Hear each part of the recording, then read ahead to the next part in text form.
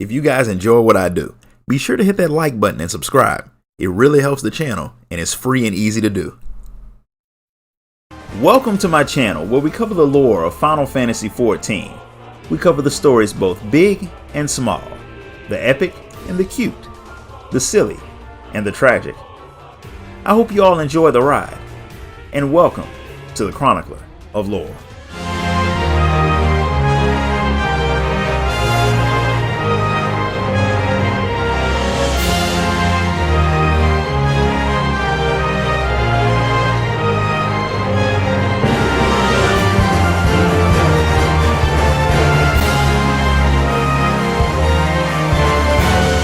In old Charlian, a woman named Nimgigi predicted where you would come, so she stood in the same spot waiting for you to pass by.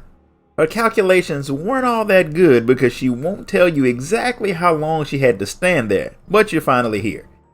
She works with Professor Cloudian with the Aethioscope to observe the ethereal sea in an attempt to solve some of its mysteries. Recently they found a strange crystal, and they have no clue what it is. So they figured since you've been to everywhere from the center of the star to the edge of the universe, you may have some information that they don't. So you head to Aporia with her to see if you can help them solve this mystery. After getting introduced to Professor Cloudian, he has to admit that he's a bit nervous meeting the first person to go into the ethereal sea and live to tell about it. While he hasn't done what you've done, Cloudian has looked deeper into the ethereal sea than anyone else, and his knowledge is second to none. Aside from you, that is. But you were busy fighting during your trip to the underworld, so you didn't have that much time to learn all that much. Cloudian and his group were the ones who used the Antitower to speak to Hydaelyn and learn about the final days. That was when they moved to Labyrinthos and used the Aethioscope to study even more of the ethereal sea, but they've only learned a small fraction of what it has to offer. During some of their studying, they found a weird crystal. Found isn't quite the right word. It popped up in front of them like someone had thrown it at them. The shape is strange, and the ether in it is extremely dense. It's not a natural creation of the planet. Someone made it. That's all they've figured out for now, which is why they've brought you in.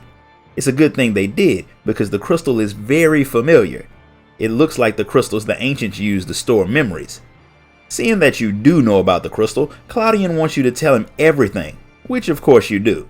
Learning that the Ascians had used those crystals to put their memories into new vessels is fascinating to the professor, and even though he had known the crystal was special, he hadn't expected it to be something quite so interesting. Nimgigi points out the fact that there's been similar memory storing crystals appearing throughout history, from the soul crystals that people use to learn combat techniques to pieces of auracite, meaning they should test the ancient crystal against some of the more common ones just to see how different they actually are. It's a good idea, but Cloudian is so lost in his thoughts about the crystal that he doesn't even hear her.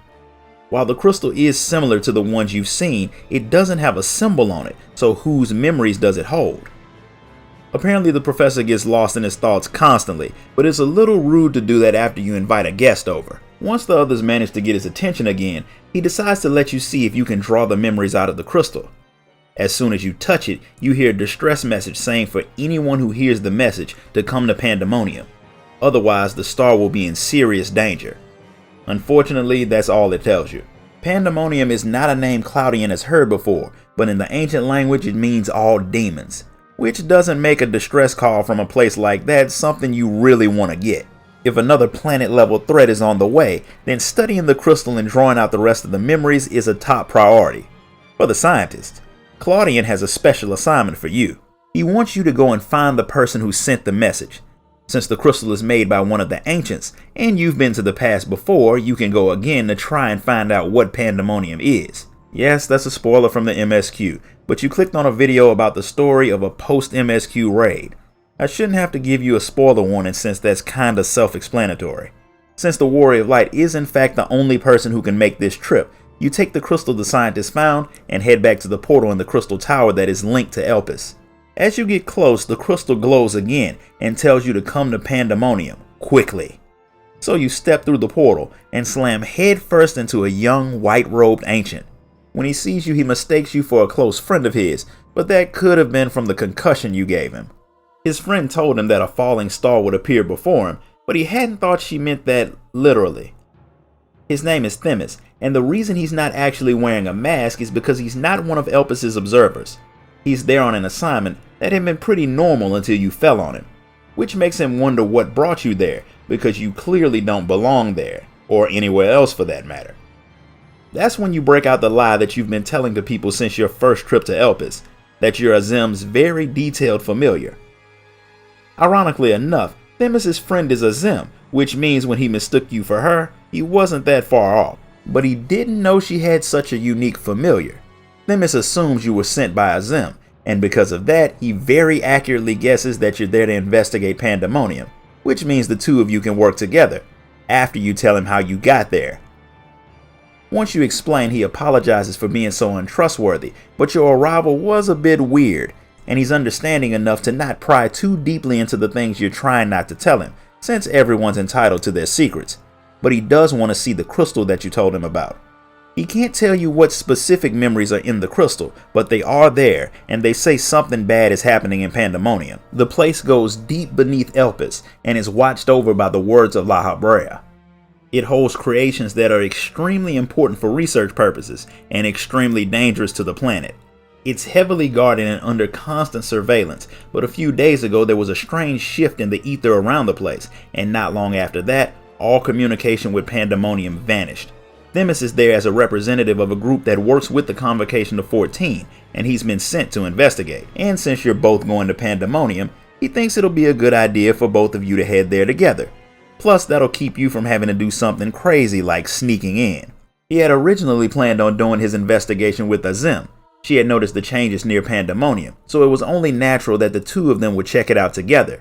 But she figured it'd be a bad idea for both of them to go, since having two members of their organization poking around might make people ask questions. Themis decided to go alone, but Azim told him to fear not, for in my absence a star shall fall before you. He didn't expect that star to be a bunny woman, but he knew something would happen because Azim is usually right about that type of stuff. Either way, he's grateful to have you along. But first things first, you have to get permission from the words of La Habrea to go into Pandæmonium, which means you have to talk to one of the speakers. Fortunately, one of them should be stationed nearby. Themis had already sent a request for entry, so with a little luck, it shouldn't take long to get inside. The speaker grants the two of you permission pretty fast, although he's extremely interested in your strange etheric signature. He marks your ether so you'll be able to come and go into Pandæmonium freely, but the creatures in the place are extremely dangerous, so the two of you have to follow what the warders tell you without question. Warder is just the title given to the people who work with the creatures in Pandæmonium. Under normal circumstances, if a creation is labeled a threat to the star, it's immediately destroyed. But sometimes those creatures need to be studied before they're wiped out, so they're stored in Pandæmonium. So the researchers there act as both scientists and prison wardens. The place is basically a dungeon for all things big and scary. The speaker doesn't know why the two of you are investigating Pandæmonium, but he wants you to be quick so he can tell La Habrea if there is something he needs to deal with. The fact that the speaker hasn't realized that something is wrong is a little odd, but the changes in ether didn't bother La Habrea, and the warders haven't reported anything that would make him act, so as far as they're concerned, all is well. Themis didn't realize La Habrea paid so much attention to the place, but the speaker is more curious about your reaction to hearing La Habrea's name, and he wants to know if you know the man. There are quite a few stories you could tell him about La Habrea, none of them good, but the fact that you know him at all is a surprise to both of the ancients, and puts your status as a familiar into question. La Habrea isn't all that free with his time, so the fact that you know him makes you even more interesting. Regardless, the speaker warns you to not interfere with La Habrea's work. And with that, you and Themis head to the teleporter that will take you both to the prison of deadly beasts. Themis still can't believe that you've met La Habrea, but he's still trying his best to respect your secrets and not pry. But he thinks the two of you will know each other very well in time. If he's who I think he is, then he's very right about that, and that next meeting won't be nearly as friendly as this one. But that's a problem for another day. This is his first time going to Pandæmonium too, and he's very eager to see what it's like. The place looks like something straight out of a haunted mansion from Castlevania, and the moment the two of you get there, Themis' fears are realized. Despite what the speaker said, things are very bad. Between all of the chains and magical wards, the place was made to be impenetrable, but someone is messing with the protections from the inside of it like it's trying to break out. But there's no immediate danger because Themis reinforced the barriers as soon as the two of you stepped into the place. It won't stop what's happening, but it will slow it down. Something really bad is going on there, and the fact that the place is so quiet is not making it feel any less creepy. Themis hadn't expected to see a lot of people, but you haven't even seen one warder, which means you need to find one. But of course, there's another problem. The magic Themis used to strengthen the wards needs his constant attention, so if a fight happens, he won't be able to join in. Otherwise, Pandæmonium's protections will crumble. Let's be completely honest, both you and the Warrior of Light already knew that this was how things was going to turn out. Themis won't be completely useless when the fighting starts. He can use a bit of creation magic to make a total of 7 people to fight beside you. I wonder where that number came from. With the particulars sorted out, the two of you head deeper into Pandæmonium to see what horrors are waiting for you. And that's where we're going to stop for today. If you enjoyed this video, do all the YouTube stuff. Hit the like button, subscribe, ding that notification bell, join the Discord, and if you really want to show your support, sign up to become a member of the channel. Until next time, guys. Later.